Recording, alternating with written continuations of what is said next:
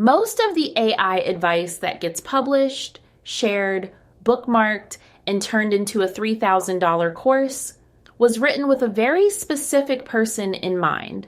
And that person is almost certainly not you. The person it was written for has a development team, or a growth team, or at the very least, a budget line for experiments that does not come out of the same account as the mortgage. The person it was written for works inside an organization where adoption is a project with a sponsor, a timeline, and a channel full of people assigned to it. The person it was written for is optimizing for scale at a size that most service-based business owners are not at, have never been at, and in a lot of cases have no desire to be at. So when that advice lands in your feed, it lands sideways. It does not quite fit. You try to apply it, it does not stick, and somewhere in the back of your mind, a quiet voice starts asking whether the problem is you. The problem is not you. The advice was written for the wrong reader. In this episode, I want to show you who the mainstream AI conversation is actually built for, why their playbook does not transfer to a business like yours, and the 5 specific places where the advice for a service business has to be different. I will also give you a simple 3-question filter you can run on any AI tactic before you lose a week trying to force it to fit. By the end, you will be able to read everything the ecosystem publishes without that quiet voice telling you that you are behind. Thanks for being here. I'm Makeda Bohm. I've closed nearly $10 million in tech sales over 4 years, earned 7 figures doing it, and here I teach service-based business owners how to use AI, automations, systems, and agents to create more money, time, and options. AI is moving at the speed of daily, and I help you keep up. Let me be precise about what I mean by the wrong reader, because this is not a casual complaint. It is a structural mismatch with real consequences for real business owners. Most of the high visibility AI content out there is produced by one of 3 groups. First, software engineers and technical practitioners who are excellent at explaining how the tools work, but whose default frame is builders building for other builders. Second, enterprise marketers at companies that already have infrastructure, brand teams, and procurement processes, where adopting AI means getting sign-off on a new vendor, not deciding whether to cover the cost out of personal revenue. Third, startup founders inside the venture-backed ecosystem who are optimizing for growth velocity and investor-ready metrics, and who have, structurally, a very different relationship with money, risk, and time than someone who built a client base from scratch with no outside capital. Those 3 groups produce most of what you read. And those 3 groups are not you. You are a service-based business owner. You have clients, you trade expertise, skill, or time for revenue, and the gap between what you know and what your clients can do on their own is the product. Your overhead is mostly your own labor. Your systems are whatever you built or bought or held together with tape over years of figuring it out. You are probably the CRM administrator, the content strategist, the delivery lead, the bookkeeper, and the person who remembers to renew the domain.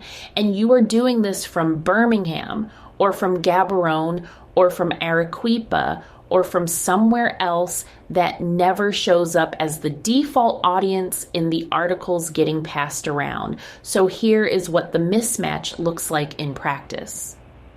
A piece of content tells you to use AI to analyze your customer data at scale. You are sitting with a spreadsheet and a CRM that holds 400 contacts, and the advice assumes a data warehouse.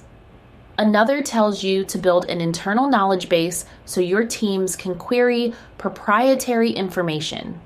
You are a solo operator or a team of 3, and the word teams does not map onto your life. Another tells you AI will lower your customer acquisition costs once it is integrated into your existing MarTech stack. Your MarTech stack is a Kit account and a scheduling link. The advice is not wrong in the abstract, it is just wrong for you. The more expensive version of this problem is the advice that sounds like it applies and does not.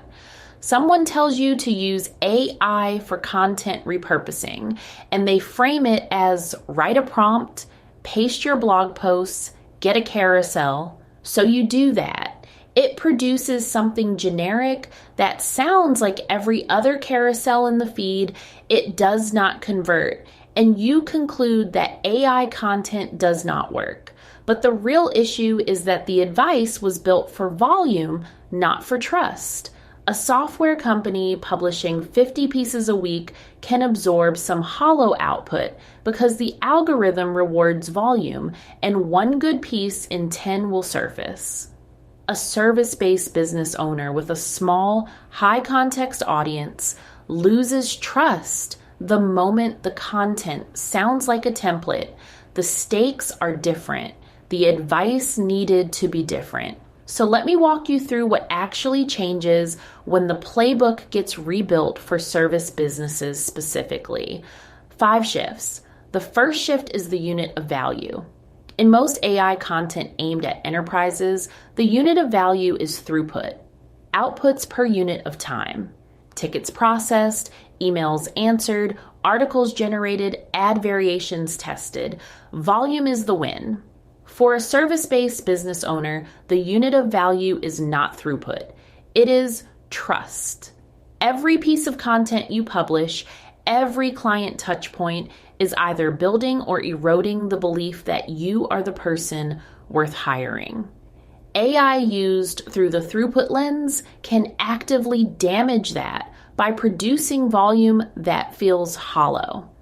AI used through the trust lens does something else entirely. It gives you more time to be specific, more time to be thoughtful, more time to show up where your clients are looking with a depth a generalist content mill cannot reach. When I built the content engine behind this show, I was never trying to publish more for the sake of more. The show you are listening to right now goes out as 15 episodes a week. 3 episodes across 5 languages from a single recording. That is not a volume play. It is the opposite. It is depth, held at a pace that would have burned me out if I were doing it by hand. Reach without the burnout. That is a service business goal, and it is a very different goal than throughput. The second shift is context. Most of the tooling advice you see treats the model in isolation. You paste text in, you get text out, and the advice is all about the prompt. Write a better prompt, get a better output. That is fine as far as it goes, but it skips the most powerful move available to a service-based business owner, which is loading the model with everything it needs to stop being generic. Your positioning, your client archetypes, your voice, your methodology, the industries you serve, the objections you hear, the exact language a client uses when they are ready to buy. When a model is carrying all of that, it stops being a general intelligence producing average output and starts behaving like a collaborator who knows your business. Most AI content is teaching you how to swing a hammer. The real work is building the workshop. I have walked through that business brain build on this show before, and the whole point of it is simple. Context transforms capability. A model with your full context loaded is not the same tool as a model without it. The third shift is how you calculate the return. Enterprise AI content is obsessed with headcount math. How many roles does this replace? How many salaries does it save? But you do not have a floor of headcount to replace. You have something else. You have a ceiling on your own capacity. So the calculation that matters for you is not what AI removes from a payroll. It is how much more your business can carry without adding cost. The same expertise, the same you, serving more clients, or reaching more people, or reclaiming the hours you were spending on work that never needed your judgment in the first place. That is a different calculation. And in most cases, it produces a much larger number than the headcount math ever would. Let me pause for one quick thing, because it sits right on top of what we are talking about. Knowing that the calculation is different is one thing. Knowing which work in your specific business to hand over first is another. I built a free tool for exactly that, and it is called the AI Employee Report. You answer 11 questions about how your business actually runs, and it gives you back a personalized roadmap. The specific work that AI and automation should be carrying in the order to tackle it. It takes a few minutes, it costs you nothing, and it is at audit.seedandsociety.com. The fourth shift is geography. I want to say this one plainly because it gets glossed over constantly. The dominant AI content ecosystem is built almost entirely on American business assumptions. Dollar pricing, American market access, infrastructure that assumes fast, reliable internet, payment processing that assumes a Stripe account, a corporate structure that assumes an LLC, in a state that makes one easy, and clients who are quietly assumed to be domestic.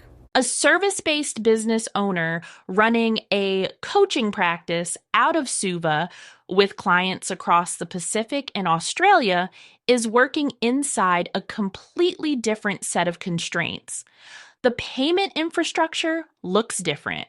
The platform access sometimes looks different. The tax structure, the cultural context for how trust gets built with a client, sometimes the language that trust gets built in, all of it looks different. Generic AI advice written from the American startup ecosystem has very little useful to say to that person. And that person exists. That person is listening right now. What I try to do on this show is stay specific about where the infrastructure is actually available, what the real cost looks like outside a dollar economy, and where a tool works everywhere versus where it has regional limits. That is a deliberate choice to make the show for the actual audience instead of the assumed one. The fifth shift is the relationship between AI and client delivery, which is the core of what a service business does and is almost entirely missing from mainstream AI advice. Enterprise content is about internal operations, external marketing, and software products. Service business AI has to be about something more particular. How you use AI to deliver a better outcome for a client without the experience ever feeling automated. How you use it to prepare for a client conversation so you show up sharper. How you use it to capture your own methodology so it can be repeated without you running every step by hand. How you use agents to handle the operational scaffolding around delivery so your actual client-facing time is protected. None of that is in the articles getting shared this week. The articles getting shared this week are about chatbots, content pipelines, and whether ChatGPT or Claude writes a better email. Those are real questions. They are just not the questions that unlock leverage for a service business. Let me make this concrete because abstraction only carries so far. A consultant based in Windhoek works with small and mid-sized businesses on operational strategy. She serves clients across 4 time zones. Her bottleneck is not finding clients. Her bottleneck is that every new engagement opens with a discovery process that costs her 12 to 15 hours of her own time. Industry research, competitive landscape, internal process documentation, gap analysis, first recommendations. That discovery work is what she is actually selling. It is also what keeps her capped at 3 or 4 clients at once. Mainstream AI advice, dropped into her situation, would tell her to write her marketing content faster, or generate social posts, or summarize documents. None of that touches her real bottleneck. What changes her business is building a discovery agent, a system where she inputs the client's name, industry, stated problem, and any documents they have shared. And the system runs the research, structures the gap analysis, drafts the first hypotheses, and surfaces the questions she needs for the opening call. 15 hours becomes 2 hours of review and refinement on top of what the system produced. She goes from 3 active clients to 7. Her revenue does not nudge upward. It more than doubles. Same expertise, same positioning, same outcomes for clients, a different operating capacity. That is the AI story for service businesses. And it is almost nowhere in the mainstream content because the mainstream content is solving a different kind of problem for a different kind of business. I want to be fair. Some of what is out there is genuinely useful, even when it is aimed at a different reader. The underlying technical education, how models work, what a context window is, how an agent differs from a simple prompt, is worth understanding no matter what kind of business you run. I am not telling you to ignore the broader ecosystem. I am telling you to read it, knowing you will have to translate. The principle is usually sound. The application has to be rebuilt for your context. Here is what that translation looks like in practice. 3 questions every time you meet a new AI strategy. First, what problem was this designed to solve, and do I actually have that problem? Second, what is it assuming about my infrastructure, my team size, and my budget that may not be true? Third, if the core logic is right, what does the version built for a service business my size actually look like? Those 3 questions will save you an enormous amount of time and money chasing tactics that were never designed for your operating environment. This show exists because I kept running those 3 questions and kept not finding the answers I needed in the content already out there. I came up through enterprise tech sales, so I understand that world, how it thinks, what it optimizes for, and where its advice genuinely applies to a smaller operator and where it quietly does not. And the gap between what the mainstream ecosystem teaches and what a service-based business owner actually needs is still, in my honest assessment, one of the widest underserved gaps in AI education. You deserve a playbook written for your actual situation, not adapted from someone else's, not translated from enterprise to small business as an afterthought, written from the ground up for someone who has clients, has real expertise, is probably doing this from somewhere that is not San Francisco, and is trying to build something that creates more money, more time, and more options without hiring a team they cannot yet afford to pay well. That is what this show is built to be, and that is the standard I am holding every episode to. If this episode gave you something, get on my free newsletter. Every week, I send practical breakdowns, step-by-step guides, and fresh lists of grants and speaking opportunities straight to you. Go to newsletter.seedinsociety.com and add your name to the list. And if it helped, share it with someone who needs to hear it, and rate and review wherever you listen. That is what carries this show to more people, and it genuinely makes a difference. Until next time, continue planting the seeds for a better society.